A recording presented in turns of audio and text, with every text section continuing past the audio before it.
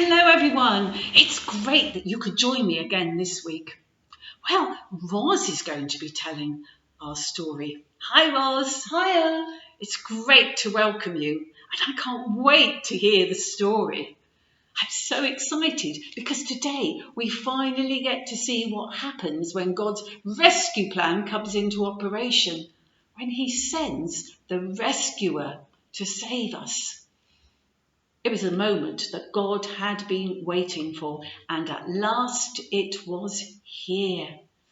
God was going to help his people just as he promised that he would.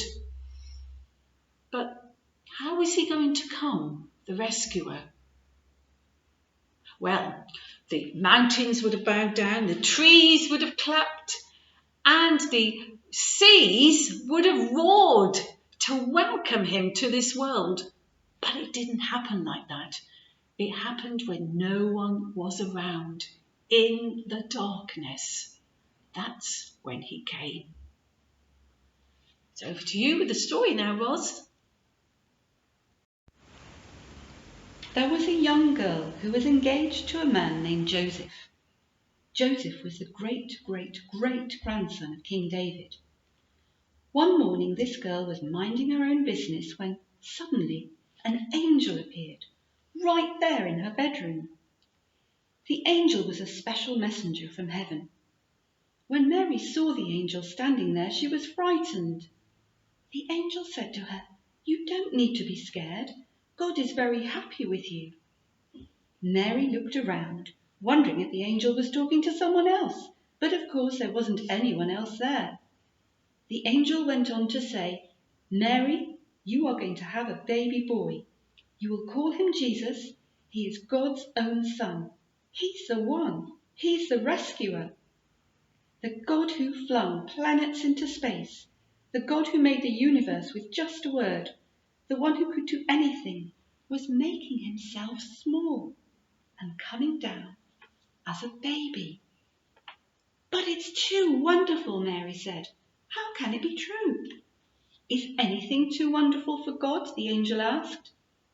Mary trusted God and believed. "I am God's servant," she said. "Whatever God says, I will do." Sure enough, it was just as the angel had said. 9 months later, when Mary was almost ready to have her baby, she and Joseph had to take a trip to Bethlehem, the town King David was from.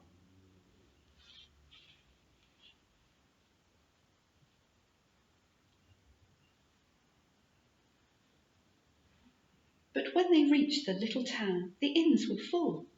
Where could they stay? They ended up in a stable, and it was there, amongst the animals, in the darkness, God gave the world his wonderful gift. The baby that would change the world was born, his baby son.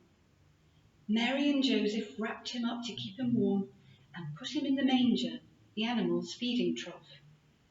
They gazed in wonder at God's great gift, wrapped in swaddling clothes and lying in a manger. Mary and Joseph named him Jesus, Emmanuel, which means God has come to live with us, because of course he had. Wow, isn't that exciting? I'm so glad that Jesus has come at last, the rescuer. And what a great Christmas present for all of us, that God sent his own son to rescue us. Well, I'm just wondering, because I find Christmas really exciting, don't you? But it's going to be very different this year. And for many people, it's going to be a very difficult time because of the pandemic. There are going to be some mums and dads that aren't going to be able to buy any presents for their children or family. But maybe this year, this might be the year when they remember the reason for Christmas, and that they too might know the wonderful gift that God has given to us all, because he loved us so much. He sent his son, the rescuer. Let's just thank God for that now, shall we? Our Heavenly Father, we just thank you for your wonderful gift to us, that you sent Jesus, the rescuer. And please help us to tell others the good news. Amen. And hey, I've just had an idea. Why don't you draw or make a picture of the Christmas story to give to a friend or a neighbour, so that they too might know the real reason for Christmas? Well, it's time for me to go now, so I'll say bye. It's nearly Christmas.